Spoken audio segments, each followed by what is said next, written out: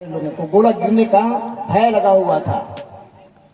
न जाने यहीं गिर जाएगा कि वहां गिर जाएगा कि वहां गिर जाएगा, किसी को पता नहीं था।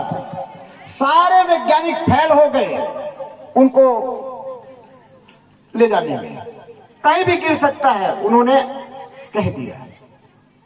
गुरुदेव ने कहा सारे प्रज्ञा परिजनों को अखंड ज्योति पत्रिका के माध्यम से लेखनी लिखा गुरुदेव ने, और लेखनी लिख करके कहा हमारे जितने भी परिजन हैं पूरे विश्व में फैले हुए हैं, सभी परिजनों से निवेदन है एक ही समय गायत्री महामंत्र का 24 बार जाप करिए। जो जहां है जिस स्थिति में है गायत्री महामंत्र का 24 बार नित्य एक ही समय में पूरा विश्व में जितने हमारे परिजन है सब लोग जपें। तो अखंड ज्योति पत्रिका पढ़ करके मैं पढ़ा तो मैंने अपने इष्ट मित्रों को बताया, परिवार वालों समाज वालों को बताया। उन्होंने बताया ऐसा पूरे विश्व में आया, और जिन्होंने जपा उनसे एक ओरा निकला, एक तेज निकला, एक ओज निकला, और क्या किया, कमाल हो गया। आप सबको याद हो गया क्या कमाल हो गया। जब वो गिरने वाला था वो धरती में, आपके द्वारा जपा हुआ गायत्री महामंत्र की जो शक्ति है वो शक्ति उस गोले को ऊपर में ही उठा करके और धक्का देते देते देते देते हिंद महासागर ले गया, और हिंद महासागर ले जाकर के समुद्र में गिरा दिया। ये कहाँ की ताकत है? ये आपके अंदर की ताकत है।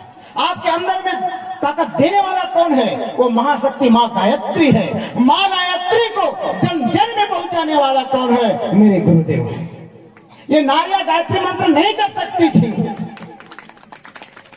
आप नहीं जप सकती थी, लेकिन सबको अधिकार देने वाला कौन है? मेरे गुरुदेव। नहीं, गायत्री महामंत्र सबका अधिकार है, चाहे वो बच्चे हो, जवान हो, बूढ़े हो, सब जपिए। आज सब गायत्री महामंत्र जप रहे हैं, इसीलिए गायत्री सरस्वती बन गई और सत्ज्ञान की देवी बन करके, और हमारे अंदर में एक ऐसा प्रादुर्भाव किया कि हम लक्ष्मी बन गए, हम धन धान से परिपूरित हो गए। जो 2 पैसा 2 रुपए के लिए हम लोग ना ललायित थे, मांगते थे, आज कोई नहीं मांगता है, लक्ष्मी बन गए। और हमारे अंदर में जो पाप था उसको विनाश करने के लिए वो काली बन गई। इसलिए गायत्री क्या है? सरस्वती लक्ष्मी तू काली। किसने बनाया? आप सबने मिलकर के बनाया, जप किए। हमारी माताएं, तो मैं कह रहा हूं इतना गायत्री मंत्र जप रही हैं, इतना गायत्री मंत्र जप रही हैं, पूरे विश्व में एक तहलका सा मचा दिया गया है कि गायत्री सबकी है। अब आप लोग हवन किए, ये इसकी ताकत क्या है? ये गायत्री महामंत्र से उत्पन्न हुआ यह ऊर्जा आसपास के गांव में जाएगा, और आसपास के गांव में जाकर के वहां के पर्यावरण को ठीक करके, वहां की पानी को, वहां की हवा को, वहां की मिट्टी को ठीक करके, और उनको भी प्रेरणा प्रदान करे, उठ और आगे बढ़। अरे तू तो सोया था, अब तो जाग गया है, और जब जाग ही गया तो बैठा क्यों है? दौड़, अरे दौड़ लगा, और ऐसा दौड़ लगाएगा वो भी। तो कैसे जानेंगे? आप जाकर के बताएंगे अपने अपने गांव में, अपने अपने परिवार वालों को बताएंगे, अपने अपने घर वालों को बताएंगे, अपने अपने बच्चों को बताएंगे, तो अपने भाई को बताएंगे। नहीं ऐसा करिए तो पूरा गायत्री क्या हो जाएगा? गायत्री में हो जाएगा। ये आसपास की एरिया सभी लोग कहेंगे कि नहीं हमें भी ऐसा करना चाहिए, हमें भी ऐसा करना चाहिए। ये ज्ञान की गंगा की अविरल धारा बहाने के लिए आप और हम सब मिलकर के ये 24 कुंडी गायत्री महायज्ञ का आयोजन किए, और नाम दिया गया 24 कुंडी राष्ट्र सौर समृद्धि गायत्री महायज्ञ। राष्ट्र का उत्थान हो और युवाओं और युवकों में शौर्य प्रदान कर सके, उनके अंदर में एक ऊर्जा सा उत्पन्न हो जाए। इससे क्या होगा? हमारा राष्ट्र समृद्धि की ओर जाएगा। और आप लोग न्यूज में पढ़ रहे होंगे, सुन रहे होंगे, देख रहे होंगे, हमारे माननीय प्रधानमंत्री मोदी जी आज जिसको पूरा विश्व डरता था अमेरिका को, अमेरिका हमारे तलवे चाटने के लिए तैयार है, रूस गला मिलाने के लिए तैयार है, Japan, France, England, Iran, Iraq, Kuwait, Pakistan, सारे देश भारत की ओर देख रहे हैं। अरे क्या हो गया?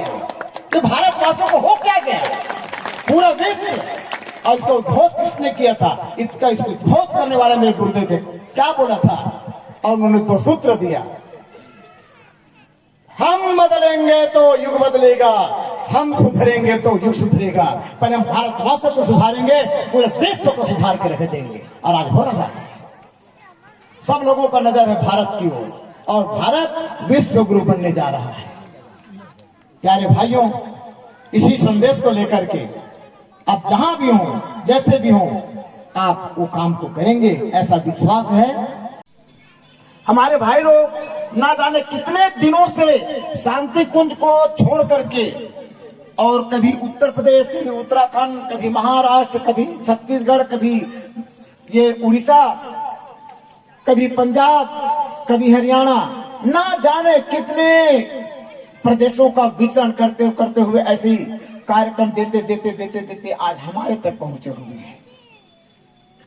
अपनी बीवी, अपने बच्चे, अपने परिवार, सबको शांति कुंज में छोड़ करके 3-3 महीना तक के आप और हम लोगों को स्नान कराने के लिए पहुंचे हुए होते हैं। आप देखे होंगे, आप जितना चढ़ावा करते हैं, चाहे वो नारियल के रूप में हो, चाहे वह राशि के रूप में हो, 1 रुपए इनके झोली में नहीं जाता। आप देखे होंगे 4 दिन तक 1 रुपए इनके झोली में नहीं जाता। ऐसा ब्राह्मण कहीं आपको नहीं मिलेगा।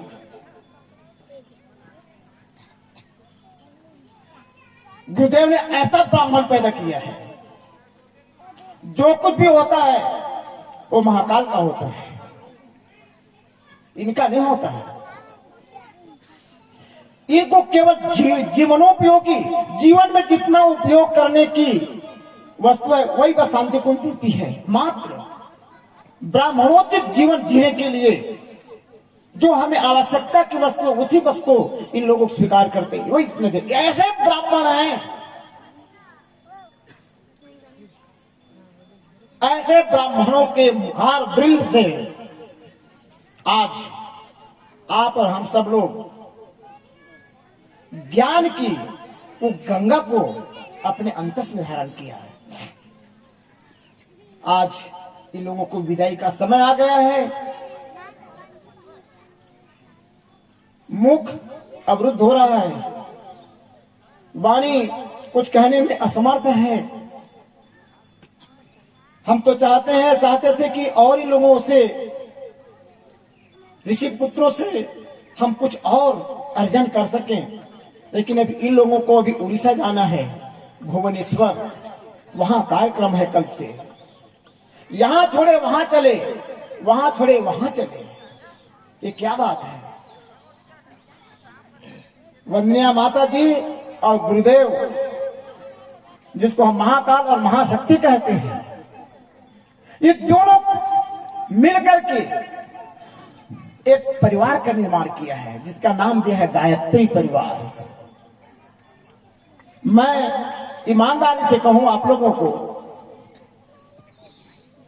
तो ऐसा लगता है ये मेरी बहन है, ये मेरी मां है, ये मेरी दीदी है, ये मेरे भैया हैं, ये मेरे चाचा हैं। ऐसा लगता है कि स्वयं अपने घर में जो एक परिवार होता है, वैसा ही परिवार आकर के इस मंच में आ गया है, इस यज्ञशाला में आ गया है, इस प्रवचन हाल में आ गया। ऐसा लगता है, ऐसा परिवार बनाया है गुरुदेव माता जी ने।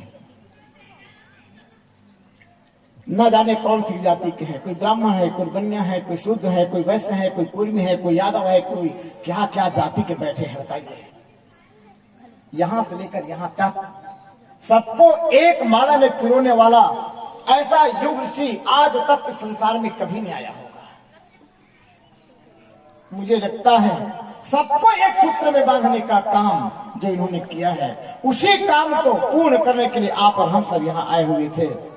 तो मैं ज्यादा न कहते हुए इतना कहना चाहूंगा, भाव भरी संवेदनाओं की गंगोत्री की स्नान कराने वाले हमारे ऋषि पुत्रों को, प्रज्ञा पुत्रों को आइए हम लोग भी विदा देते हैं, क्योंकि इनको भी जाना है। इसलिए मैं दीनानाथ भैया जी को मैं निवेदन करूंगा, सपत्नी आएं और सबसे पहले मंगल तिलक और पुष्प से वर्षा करते हुए हमारे ऋषि पुत्रों का विदाई करेंगे।